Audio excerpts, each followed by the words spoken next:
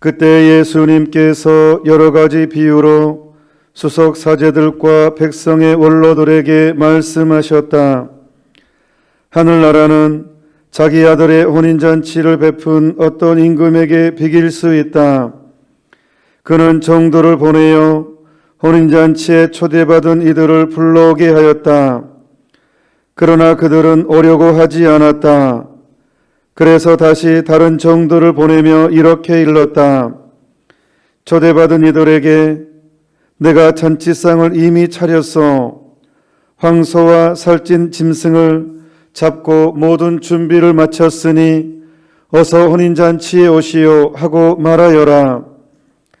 그러나 그들은 아랑곳하지 않고 어떤 자는 밭으로 가고 어떤 자는 장사하러 갔다.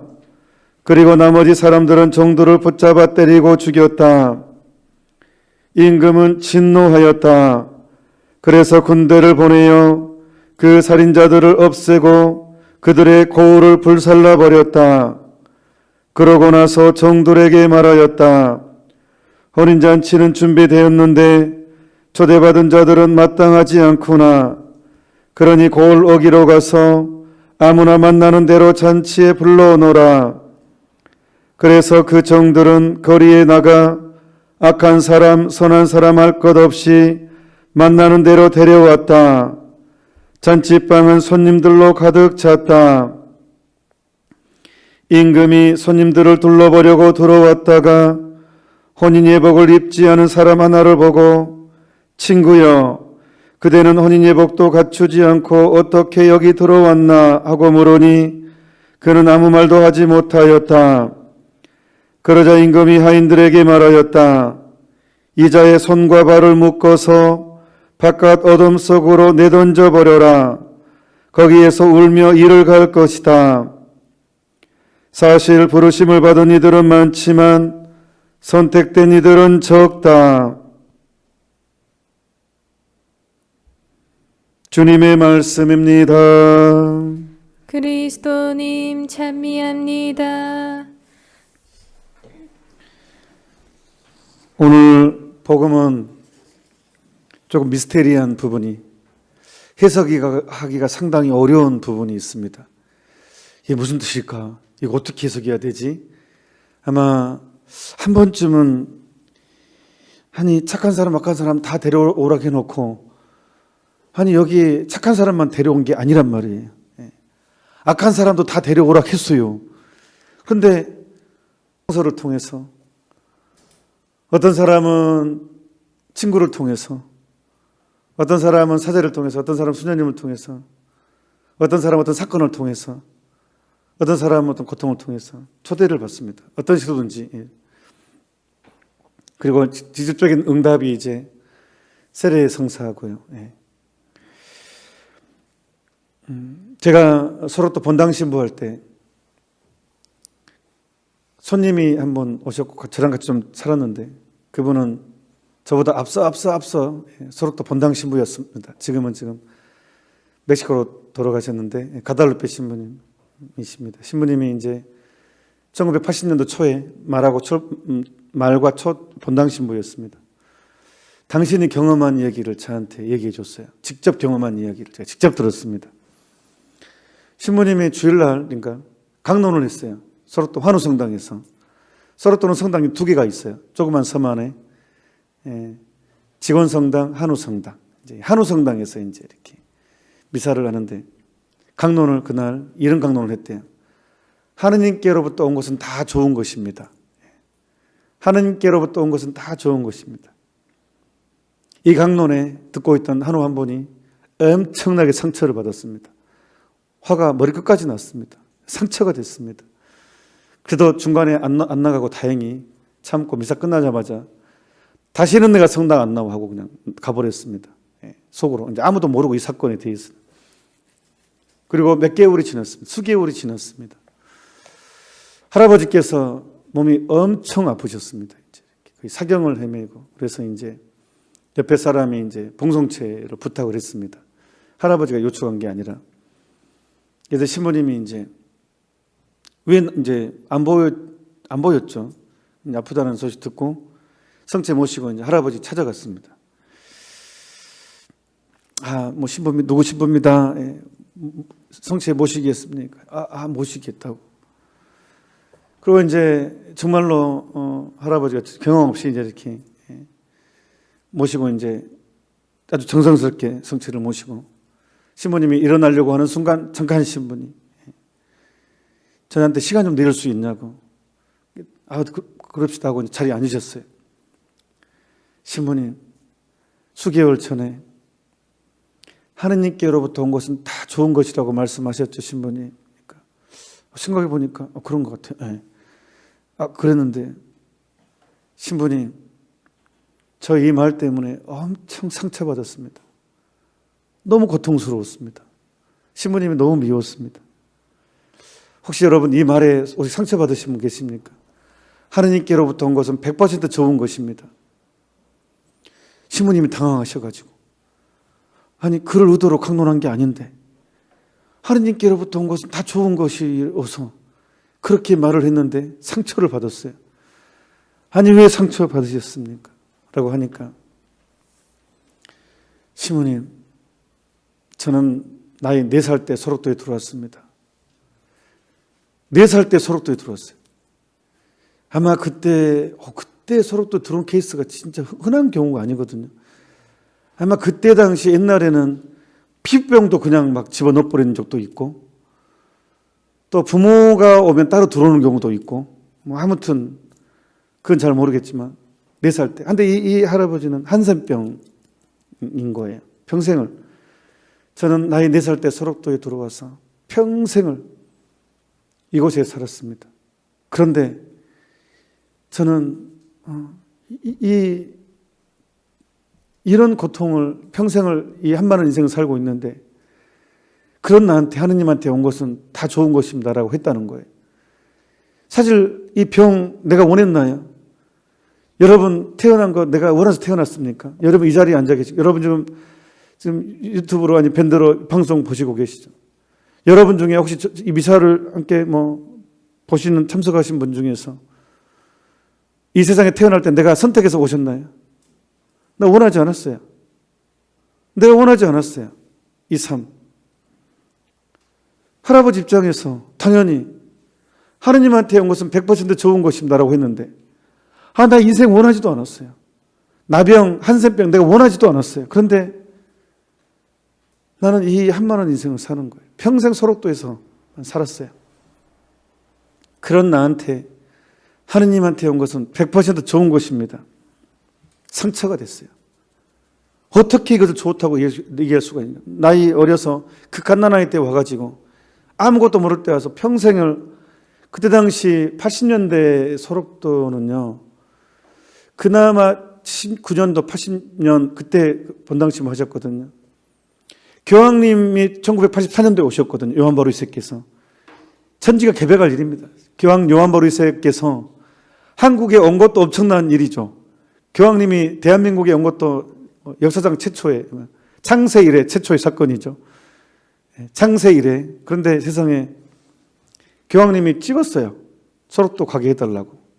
스케줄에 원래는 이 금남로 강주 민주항쟁 그 치유차원에서 이미 한국에 올 때 이미 스케줄을 잡죠. 주교회의에서. 근데 서로 모든 교구마다 서로 자기 교구에 교황님 모시려고 난릴 거 아니에요. 근데 지금 모시고 싶죠, 교황님을. 이게. 그래서 다 막 자기 교구가 중요하다 했는데 광주는 이미 우선적으로 잡혔어요. 강주 민주항쟁 때문에. 그런데 갔다가 또 강주교구, 속도로 강주교구거든요. 또 올 수 없거든요. 2번이나 연작 오기가 쉽지 않거든요. 그래서 이미 주교회의에서는 비하인드 스토리예요. 어차피 가난한 아픈 사람들 하려면 수원교구 나자로 마을을 원래 이렇게 스케줄에 넣으려고 했어요. 그때 또 신부님이 또 이경재 신부님이 또 버티고 같은. 그래서 그쪽에 나자로 마을로 교황님이 수원교구도 이제 교황님 모셔야 되니까. 그런데 교황님이 소록도를 찍었어요. 왜냐하면 이유가 있었어요. 교황님이 오시기 전에 그때 본당 신부님 또 다른 신부님이 오셨는데 고요셉 신부님, 요셉 신부님이라고 그 양반이 이 가달페 신부님이셔요. 역시 사람이 빽이 있어야 돼, 빽이. 예. 그 양반이 교황청의 교황님 비서를 알고 있었어요. 그래서 편지를 보낸 거예요. 편지를 보내라고. 내가 아는 그 교황님 비서가 내가 아는 사람이다. 그러니까 교황님 한국에 오시면 꼭 소록도 와달라고 편지를 써라 해가지고 환우분들이 편지를 쓴 거예요. 교황님 혹시 한국에 오시면 꼭 소록도로 와달라고. 그래서 이 양반이 소록도 약속을 지킨 거예요. 그 편지를 보고. 아무튼 예, 교황님이 1984년 5월 4일 날 소록도 오셨는데 그때 이제 그때 정비 사업이 이루어지죠. 50 때 예. 교황님이 오신다는 게 소록도가 난리가 났죠. 그래서 도로도 닦고 돼지 막 다 없애고 파리 모기 다 잡고 집도 고치고 난리가 났어요. 예. 그 전 소록도는 냄새와 파리 모기뿐만 아니라 돼지 막사 또 먹고 살아야 되니까 장난 아니었습니다. 의료품도 부족하고 70년대 참 힘든 시절이었죠 그때가. 근데 나는 평생 그 할아버지 이렇게 소록도에서 평생을 79년 80년대 초니까 이렇게 살았습니다. 어찌 이것을 좋은 것이라고 말할 수 있겠는가 하고 너무 상처가 됐대요. 하느님도 싫고 다 싫고 이런 고통을 주신 하느님, 평생을 벗어나지 못하는 이 고통 싫고. 그런데 할아버지가 몇 개월째 성당 안 나가는데 아팠어요 몸이. 그리고 사경을 헤매게 됐어요. 임종을 경험하게 된 거예요. 그런데 신부님 저는 한 달째 지금 고통을 당하고 있는데 신부님 제가 한 번은 죽었던 것 같습니다. 갑자기 고통 중에 막 이제 그 숨도 허덕이고 내가 죽는구나 하고 딱 했는데 그 환신지 실제인지 갑자기 내가 붕 떠서 어떻게 천국 떴는데 엄청나게 아름다운 새소리, 음악소리, 살아생전에 듣도 보도 못한 음악과 고운 소리와 정원을 거니는데 내 온몸이 정상인 거예요. 내 온몸이 사뿐사뿐 하면서 이렇게. 그런데 할아버지가 여기가 천국이구나 그걸 느낀 거예요. 본능적으로 천국이구나. 그러니까 이런 경험이 없었으니까 상상하기 힘든, 말로 표현하기 없는 기쁨, 아름다움, 어떻게 설명이 안 되는 그걸 누리다가 잠이 이제 다시 돌아온 거예요. 그것을 맛보고 나서는 이제 죽음을 더 간절히 기다립니다. 빨리 나를 데려가 달라고. 그러면서 이 할아버지가 그래서 신부님 저는 평생을 소록도에서 살았습니다. 사실 남들보다 외롭게 살았고 남들보다 고통을 많이 당했다고 생각합니다. 그리고 육지에 사는 사람들보다 죄는 더 적게 지었을 거라 생각합니다. 저는 맨 아픈 사람이었으니까, 항상 외로웠으니까 적어도 죄는 적게 지었다고 생각합니다. 저는 그래서 제가 죽으면 하느님이 저를 천국으로 데려갈 거라 확신을 합니다. 저는 남들보다 힘들게 살았다고 생각되고, 그 육지에 사는 사람들보다 죄는 덜 지었다고 생각되고, 그래서 저는 죽으면 천국에 갈 거라는 확신이 듭니다. 그래서 저는 죽음이 설레입니다. 저의 죽음이 설레입니다.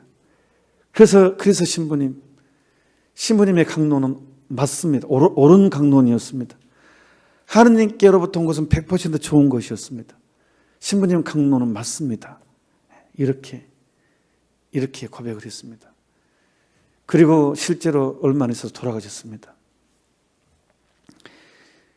그 신부님이 저한테 당신이 경험한 내용이라고 저한테 소록도 본당식 먹을 때 알려주셨어요.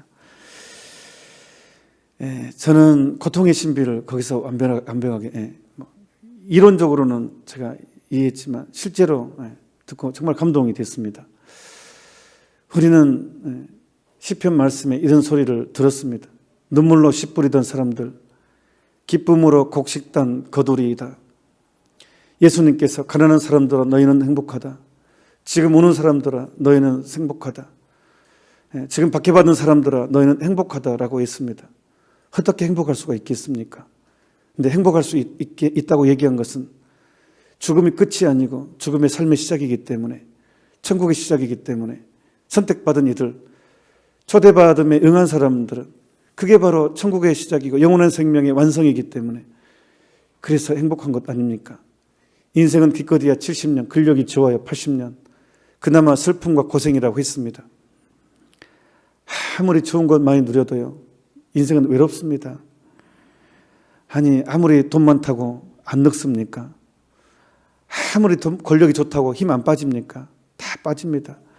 아무리 돈 많은 사람도, 아무리 권력이 센 사람도 때가 되면 몸에서 냄새 나고, 때가 되면 힘 다 빠고, 남들한테 의해서 끌려다니고, 결국은 그거 보세요. 우리나라 최고 돈 많다는 사람 아직도 죽도 못하고 있잖아요. 돌아가시지도 못하고. 이게 강제로 또 이렇게 해야 되고, 참. 그 속은 뭔 속인지 모르겠지만 아무튼 우리가 예상하기에, 제가 개인적으로 예상하기에는, 그러니까 내가 힘 빠지고 하면 내가 원한 대로 안 됩니다. 남들에 의해서 이제 또 치매까지 와버리면 이제 내가 할 수 있는 아무것도 아닙니다. 돈 많다고 치매 안 걸립니까? 인생은 기껏해야 70년, 근력이 좋아야 80년. 그나마 슬픔과 고생이라고 시편 말씀이 틀린 건 하나도 없죠.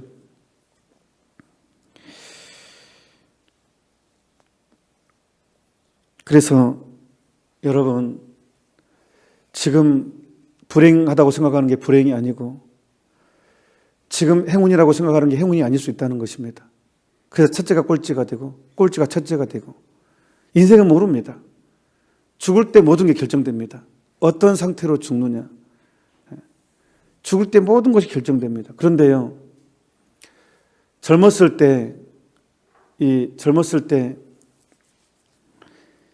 이렇게 성에 빠진 사람은요, 반드시 명예욕 때문에 50대, 60대는요, 명예욕에 휩싸이게 되고요, 더 나이 먹으면요, 물욕에 빠지게 됩니다. 연결되어 있어요. 욕망이라는 게 서로 연결되어 있습니다.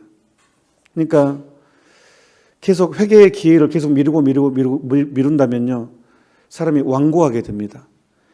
회개의 기회가 왔을 때 회개를 해야 되는데 계속 괜찮아 내일로 미루게 되면 결국은 완고한 사람이 돼서 예복을 준비하지 못하는 상태가 됩니다. 자, 이제 복음 설명하겠습니다. 복음 좀 어렵습니다. 오늘 복음 내용이 헷갈립니다. 자, 임금이 아들의 혼인잔치예요. 자, 임금이라는 사람은 어떤 사람입니까? 임금, 옛날의 임금의 개념은 군주, 왕이죠. 그럼 옛날 임금의 개념은 나라를 지켜줍니다. 나 농사 짓게 해줘요. 그리고 임금 땅이에요. 모든 옛날 임금의 개념은 다 내 거요. 그러니까 내 땅에서 내가 그러면 세금을 내야 돼. 내 땅에서 한 것이니까. 그러니까 그리고 내가 물도 길로 해주고 수로도 놔주고, 임금이 농사하도록 해주고, 더욱 침략으로부터 막아주고, 행복하게 살도록 임금이 보호를 해주죠. 우리는 군인들한테 감사해야 돼요. 군인들이 없으면 우리가 어떻게 되겠어요? 나라가 없는 거죠. 나라가 없으면요, 진짜 집 없는 거가 똑같죠. 집 없는 소름보다 더 심하죠. 나라를 잃어버리면. 우리는 진짜 감사해야 될 게 진짜 많아요. 항일 우리 일제에 나라 뺏겼을 때 목숨을 걸고 나라를 지킨 그 사람들 정말 감사해야 됩니다. 정말로. 그분들의 피땀으로 지금 이렇게 있는 게 아니겠어요. 한국 사람으로. 저는 한국 사람에게 정말 좋습니다. 전 제가 일본말로 미사하지 않는 게 얼마나 감사한지 모릅니다.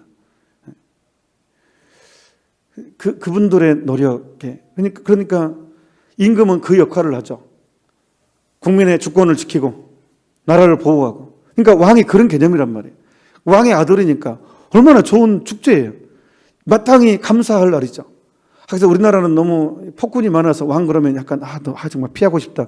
그런 여기서 왕은 이제 정말 선한 왕, 세종대왕보다 더 선한 왕, 이렇게 다윗, 솔로몬이 망가지기 전 솔로몬, 그 선한 왕, 정말 선정을 베풀고 백성을 이롭게 하는 그런 왕의 혼인잔치, 아들의 굉장히 큰 축제죠. 마땅히. 근데 안 와요. 그리고 죽이기까지 해요. 이런 배은망덕 어디 있겠어요. 그러니까 여기서 왕은 하느님을 생각해야 돼요. 하느님이 우리에게 얼마나 큰 은총을 주시는데, 공기, 물, 내 재능, 하느님 나라의 약속, 죄와 벌을 없애주는 것, 이 모든 것이 하느님한테 오는 거잖아요. 우리 믿기만 한다면 정말 다 주신 분이잖아요. 심지어는 당신까지 내주시잖아요. 당신 아들까지 생명으로 내주잖아요. 그러니까 우리를 위해서 안 해준 것이 없다고요. 하느님께서. 그 왕이에요. 혼인잔치는요. 우리가 죽음이 허니문이고 하늘나라 결합한 혼인이거든요. 이제 그 개념입니다. 근데 안 와요. 어떤 사람은 장사하러 가고 어떤 자는 밭으로 그거 다 왕건데 사실은 이제 옛날에. 근데 이렇게 사람이 이렇게 편해요. 이게 하느님이 주신 걸 가지고 살면서도 철저하게 내 것으로만 사는 사람이죠. 주일날 미사 안 오고 기도 안 하고 저기 등산 가고 저기 골프 치러 가고 낚시하러 가고 하느님 생각하지 않고 그거 똑같습니다. 사실은. 그리고 이제 이게 안 구하게 되면 하느님 뭐가 있어 내 주먹을 믿어라 이런 또 뭐 모독스러운 말만 하고 뭐 이런 그게 이제 하느님의 종들을 죽이는 것이기도 하고. 근데 이제 더 이걸까지 이해가 돼. 자, 이것까지 소화할 수 있어. 오케이. 그런데 이제 안 오니까 거리에 나가서 악한 사람, 선한 사람 할 것 없이 만나는 대로 데려오라고 해요. 만나는 대로 데려오라. 문제는 선한 사람만 데려온 게 아니라 악한 사람까지 혼인잔치에 데려왔단 말이에요. 그런데 잔치방은 손님들로 가득 찼어요. 자, 그런데 문제는 예복을 입지 않은 사람 하나를 보고 친구여 그대는 혼인 예복도 갖추지 않고 어떻게 여기 들어왔나 하고 물으니 그는 아무 말도 하지 못하였다. 쫓겨납니다. 그리고 이를 갈면서 증오합니다. 버림받음의 상징인데 예복이 뭘까? 한번 단순하게 생각해 봤어요. 머리 아프게 생각하지 말고 어려운 문제를 풀 때는요 단순하게 생각하는 게 의외로 단순함에서 발견됩니다. 자, 저 어렸을 때요 혼인잔치 보면요 동네 축제였죠. 지금의 예식장에서 하는 혼인잔치가 아니었죠. 옛날에 예식장 하면 동네 방네 정말 큰 잔치였고 꼭 가면 등이 곱은 곱추 아저씨 그런 사람들 꼭 왔던 것 같아요. 제 기억에 뭐 한쪽에 손이 없거나 이렇게 그러면 혼인잔치니까 그런 사람들 내쫓지 않습니다. 좋은 잔치이기 때문에 굉장히 너그러워져요 사람이. 곱추 아저씨한테도 이렇게 뭐 항상 때로 저 어릴 때 저 아주 초등학교 아주 어릴 때 그거를 봤거든요. 그러면 꼭 그런 아저씨들이 오면 주인이 쫓아내지 않고 이 축제이기 때문에 항상 모든 사람을 베풀더라고요. 되게 보기 좋았어요. 그러니까 근데 그런 사람도 왔어. 근데 예복을 입지 않았다? 어떤 의미일까요? 자, 혼인을 주최하는 사람한테는 꼽주 아저씨가 거지 아저씨가 꾸정물 찍찍 흐르고 막 더럽혀서 와도 기분 안 나빠요. 왜? 어차피 그런 사는 사람이니까. 그런데 국회의원이 온다고 해. 그러니까 얼마나 기대가 되겠어요. 국회의원이 온다고 하니까 그 시골에 기대를 했는데 국회의원이 와서 보니까 슬리퍼를 찍찍 끄고 와요. 그리고 머리는 하나도 그냥 하나도 안 하고 그냥 산발해서 오고 그냥 추리닝 바람으로 혼인잔치에 왔어요. 그럼 주인이 기분 나쁠까요? 안 나쁠까요? 엄청 기분 나를 무시하는 거죠. 나를 뭘로 보는 거야? 라고 생각을 하죠. 만약 국회의원이 그렇게 온다면 아주 높은 사람이 뭐 시장님이 혼인잔치 와요. 그럼 너무 좋죠. 와주니까. 그런데 추리닝에 슬리퍼에 나시 딱 입고 그냥 반팔 티로 그냥 축하해 하고 온다면 안 오니만도 못하죠. 그 사람이 착한 사람, 악한 사람 그거 상관없이 혼인잔치에 굉장히 모욕을 주는 행위입니다. 혼인잔치에. 그래서 저는 사람은 그 신분에 맞는 옷이 있어요. 저는 이 로만 칼라 할 때가 제일 신분에 맞죠. 로만 칼라 할 때 하얀. 사람은 각자의 군인은 군복 입을 때 가장 멋있고 경찰은 경찰복 입을 때 가장 멋있고 각각의 그 옷이 있단 말이에요. 이것을 영적으로 생각하면 또 더 이해가 쉽습니다. 그러니까 뭐냐면 저는 여기서 혼인 예복을 입지 않았다는 것은 선택받은 사람이라고 저는 생각해요. 사제, 수도자, 그리고 천주교 신자. 왜? 성체성사를 모시는 사람이니까. 천주교가 얼마나 위대한 종교인데요. 매일매일 직접적으로 하느님 사과 내 살이 하나 되게 하는 종교잖아요. 저는요, 신부 이전에 천주교 신자라는 것에 얼마나 감사한지, 감동을 받은지 몰라요. 아, 내가 천주교 신자라니. 천주교 신부는 두 번째입니다. 예.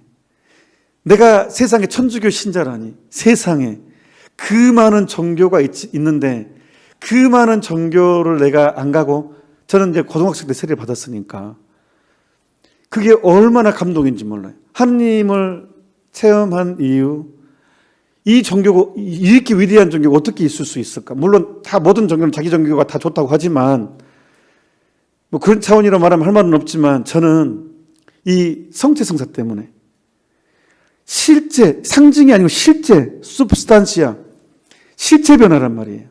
그냥 내가 미사 때 이루어지는 그 성체는 그냥 거룩하게 생각되는 어떤 것이 아니라 실제로 2000년 전에 나를 위해서 피를 흘리고 가시관 쓰시고 비참하게 돌아가셨던 그 살덩이, 그 살을 모신다고. AB형. 그 살을 내가 실제 모신다고요. 그러니까 그 살을 모시는 내 살이 되는 거잖아요. 그러니까 내가 하느님이 되는 거잖아요. 데이 피카시오라고 그래요. 데우스, 데이, 하느님화. 그러니까 우리 그리스도교 영성의 정점은 내가 그리스도가 되는 거예요. 그래서 이것을 알테르 크리스토스 그래요. 제2의 그리스도. 이게 가톨릭 영성입니다. 너무 엄청나서 감당이 안 되는. 예. 그래서 시편, 아니 인간이 대체 무엇이길래 이렇게까지 챙겨주십니까? 아니 대체 인간이 무엇이길래 이렇게까지 챙겨주십니까? 빛의 인간이 무엇이길래? 알면 알수록 기가 막힙니다. 이 종교는요, 알면 알수록 기가 막힌 종교입니다. 또 너무 위대한, 너무 엄청나니까 이 감당이 안 돼. 이 거룩함에 너무 감당이 안 되니까 또 감당하라고 고해성사를 주셨잖아요. 예. 이걸 감당하라고 용서를 주셨잖아요. 그래서 고해성사는 매일 누리는 세례성사라고 했잖아요. 예. 그러니까 이 두 가지가 있기 때문에 우리는 살아갈 수 있는 거예요. 만약에 고해성사 없다면 우리는 어떻게 살 거예요? 예. 하루도 몇 번 넘어지는데. 예. 그래서 이 고등학생 때 이 체험 이후로 세상에 내가 천주교 신자라니요. 세상에 내가 천주교 신자라니요. 묵주반지 막 버스 타고 가는데 묵주반지만 끼고 있는 사람만 보면 그 사람이 달라 보였어요. 와, 천주교 신자다 그러고 막 감동이었어요. 묵주반지 끼인 사람만 봐도 설레였고 감동이었고, 이 사람은 하느님, 예. 하느님을 누리고 하느님이 되는 사람, 예. 이게 가톨릭입니다, 진짜로. 그런데 그렇기 때문에요, 더 무겁습니다. 예. 고단백질일수록 썩으면 냄새가 심합니다. 이 풀이 썩으면 차라리 풀은 괜찮아요. 이 단백질이 아닌 그냥 일반 영양가가 없는 거 썩으면 냄새 그냥 뭐 괜찮아요. 그런데 맡을 뭐 그래요. 근데 단백질이 썩은 것은요, 냄새 엄청납니다. 예. 고단백질, 예. 특히 달걀 썩은 거, 예. 닭 썩은 것, 아, 코가 썩어버립니다. 예. 완전히 닭 썩은 냄새, 예. 장난 아닙니다. 그러니까 이 똑같이 잘못을 해도요, 도덕 선생님하고 수학 선생님이 똑같은 죄를 지어도 욕은 누가 더 많이 먹습니까? 도덕 선생님이 훨씬 욕을 많이 먹습니다. 저하고 여러분하고 똑같은 죄를 지어서 누가 더 욕을 많이 먹습니까? 여러분이 더 욕을 많이 먹죠. 예. 기도 안 해줬으니까. 예. 예. 제가 더 욕을 많이 먹죠. 왜? 신부니까. 예. 예복이라는 것은 그 사람이 맞는 수준이 있단 말이에요. 그 사람이 맞는 수준이 있단 말이에요. 천주교 신자는요, 하느님의 성체 성사를 누리는 사람이기 때문에 그 삶에 맞는 겸손함이 요구되고 살아야 돼요. 그러니까 똑같은 죄를 짓더라도, 제가 그래서 아주 가감하게 얘기해 주잖아요. 이 시대 지금 가톨릭의 가장 큰 위기는 성이에요, 성. 그러니까 내로남불, 남이 하면 불륜이고 내가 하면 로맨스, 그렇게 합리화해버려요. 그리고 하느님은 사랑이란 이름으로 괜찮아 이 정도는 괜찮아 해가지고, 이게 이제 사람은 처음부터 큰 죄를 짓지 않아요. 작은 죄가 습관화돼가지고 큰 죄를 짓는 거예요. 처음부터 중죄 짓지 않습니다. 절대 그러지 않아요. 합리화하거든요. 처음부터 중죄를 짓지 않아요. 진짜로.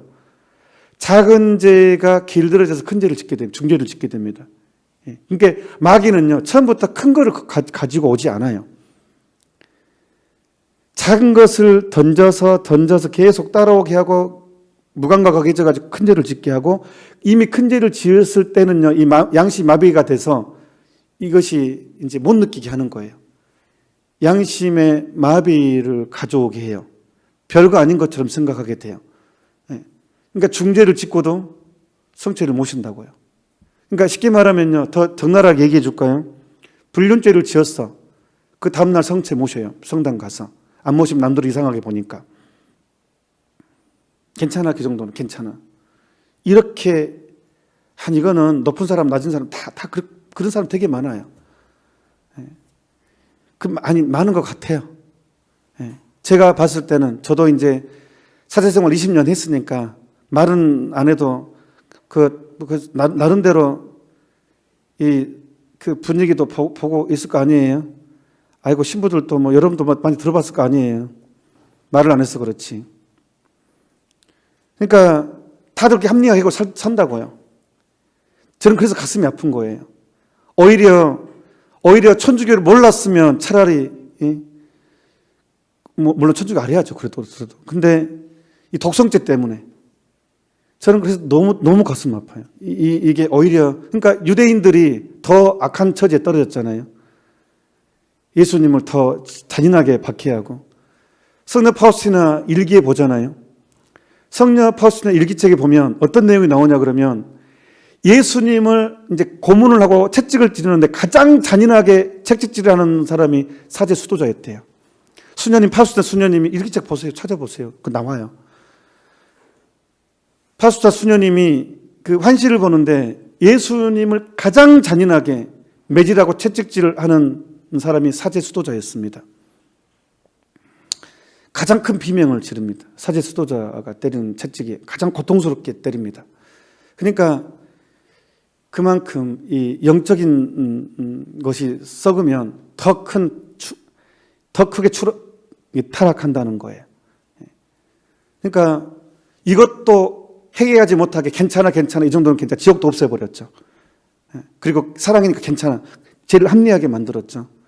그리고 제가 이런 얘기를 하면 너무 엄격하다, 이상한, 그렇게 만들어버렸죠. 회개를 못하게까지 만들어버려요. 분명히 성서를 있는 그대로 보십시오. 그러면요, 장난 아니에요, 진짜. 성서를, 아시시의 성 프란치스코 성에는 그랬어요. 성서를 합리화하지 말라고. 그걸 버리던가 믿던가 하라고. 그래서 요한묵시록에 이런 얘기가 있습니다. 뜨거우려면 뜨겁고 차가우려면 차가워라. 미지근한 것은 뱉어버리겠다. 최악이 미지근한 거예요. 양다리. 이름하여 양다리. 이게 최악입니다. 회개도 안 돼요. 차라리 오랫동안 냉담을 하거나 죄에 물들어버리고 성당 안 나오잖아요. 그러면 나중에 죽을 때 되면 회개할 수도 있어요. 그런데 적당히 사는 사람들이 회개가 안 돼요. 많은 사제들로부터 합리화를 되게 많이 해요. 괜찮아, 이 정도는 괜찮아. 죄 아니야. 중죄를 짓고도 죄 아니야. 이 정도는 괜찮아. 성체 모시고. 이러면 독성죄를 계속 모시게 되면 사람이 안고해지거든요.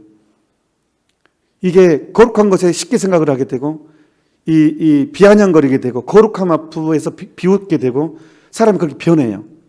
독성죄를 계속 짓게 되면. 이게 가톨릭에 많아요. 안타깝게도. 차라리 개신교는요, 성체를 안 모시잖아요. 말씀으로 하니까 차라리, 예. 근데 우리는 성체를 모시는 종교이기 때문에 너무 위대한 종교, 말로 표현할 수 없는 위대한 종교이기 때문에 그만큼의 책임이 요구되는 거예요.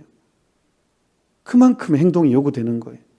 그래서 고해성사가 중요하고. 근데 고해성사를 못 보게 만들어버리는 게 이것이야말로 저는 분노하고 진짜 이것은 어떻게 해야 되나, 진짜. 예. 고해성사를 하게 못해버리는 이 강론이 얼마나 많은지요. 고해성사마저도 하게 못하게 교리도 왜곡시켜버리고. 그러니 진짜 저는 너무 가슴이 아픕니다. 예. 이미 그러니까 이 예복 때문에 제가 그런 거예요. 예복 때문에. 선택받은 사람이, 그래서 예수님이 마지막에 사실 부르심을 받은 이들은 많지만 선택된 이들은 적다. 예복이 그것과의 힌트거든요. 이 예복을 해석하는 힌트가 사실 부르심을 받은 이들은 많지만 성택된 이들은 적다. 이것을 제일 먼저 가슴 아프게 받아들일 사람은 교회의 성직자들입니다. 교회 지도자들입니다. 그리고 천주교 신자들입니다. 그 다음 이제 개신교 신자가 되겠죠. 순서적으로 이렇게 데려가면. 그래서 신앙은 전쟁입니다. 박해 시대 끝난 거 아닙니다. 우리는 교회 밖에 그럼 조선 후기 때만 생각하죠. 아닙니다. 마귀들이 방식을 바꿨어요. 옛날에는요, 찌르고 때리고 하는 방식으로 박해를 내는데 그러면 순교자의 피가 더 크게 기름지게 만들거든요. 순교자의 피가 더 많이 기름지게 만들고 더 많이 번져서, 아니 찌르면 찌르고 죽이면 죽일수록 신앙은 더 널리 펴져나가는 거예요. 그러니까 이 방법으로는 안 되겠다, 마귀들 입장에서는. 아니 죽이면 더 많이, 결국은 죽였다고 생각했는데 나중에 지나고 100년 200년 지나고 오면 가톨릭이 더 많이 번져져 있어. 그래서 결국은 방식을 바꿨어요. 찌르고 죽이는 방법이 아니라 안락함으로, 돈으로 방식을 바꿨어요. 박해가. 그래서 박해가 끝난 게 아니에요.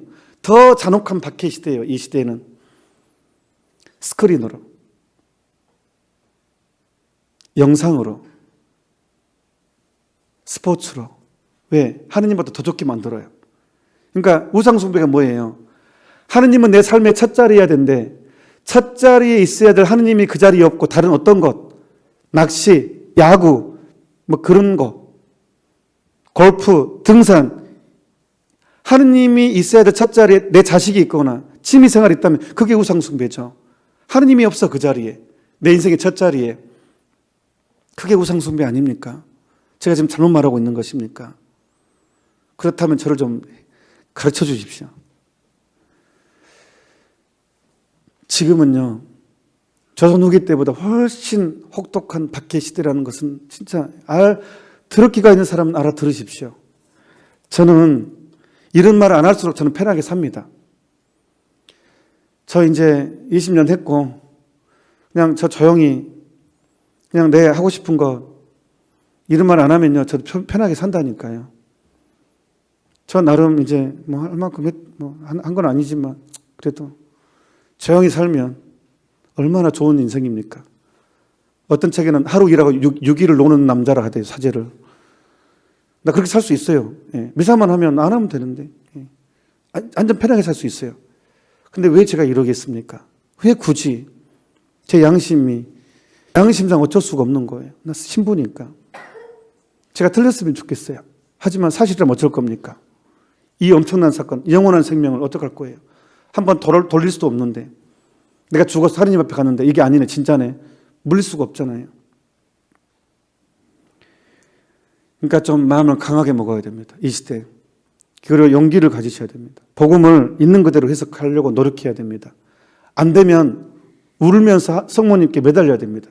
성인들께 나 좀 살려달라고. 그러면서 성장하는 것입니다. 신앙은. 포기만 하지 말고. 우리는 선택받은 사람들입니다. 끌려다니는 선택받은 사람들이 아니라 그 선택을 즐기는, 그 은총을 누리는 그런 선택받은 사람이 되어야 합니다. 그것은 이미 성모님께서 우리에게 여러 번 발현하셔서, 파티마, 교회에 인간하지 않은 것은 쳐다보지도 말고, 예, 파티마, 누르드, 가달루페, 그 다음에 일본 아키다, 여기도 교회 인간왔어요. 예, 그 다음에 메주고리에는 좀 특이합니다. 그거는 교황님 몇 번이나 회개하면 놔두라고. 예, 그리고 또 여러 교황청에서 이제 이미 호의적으로 말했고. 그러니까 그런 데만 일단 성모님께서 어머니이기 때문에 정말로 자식의 어려움을 가장 먼저 캐치하죠, 엄마는. 그래서 그 메시지를 보면 다 나와 있어요. 자식의 구원을 이끌려고 묵주기도 천천히. 성모님 빨리 하고 절대 안 그랬어요. 파티마에서 천천히 5분 묵상. 예, 분명히 천천히 하라고 했습니다. 성모님께서. 경일도 그렇게 했고. 그래서 피가 되고 살이 되게. 그 다음에 성체성사는 정성을 다해서 실제 하느님의 살로 받아 모시면 신앙은 빠르게 성장합니다. 진짜로 성체 모실 때 30분 전에 나와서 준비하고요. 그렇게 온갖 정성을 다해서 제중에 있으면 고해성사 보고 성체성사만 잘 모시려고 노력만 해도요, 진짜 빠르게 성장한다니까요. 이게 진짜 빠르게. 근데 그게 안 돼서 문제입니다. 아무튼 저는 계속 여러분들에게 이런 내용으로 계속 강론을 하겠습니다. 그러니까 서로 용기를 주고받으면서 이 참혹한 박해 시대를 잘 이겨냈으면 좋겠습니다. 우리는 예복을 입어야 됩니다. 잠시 묵상합시다. 아멘.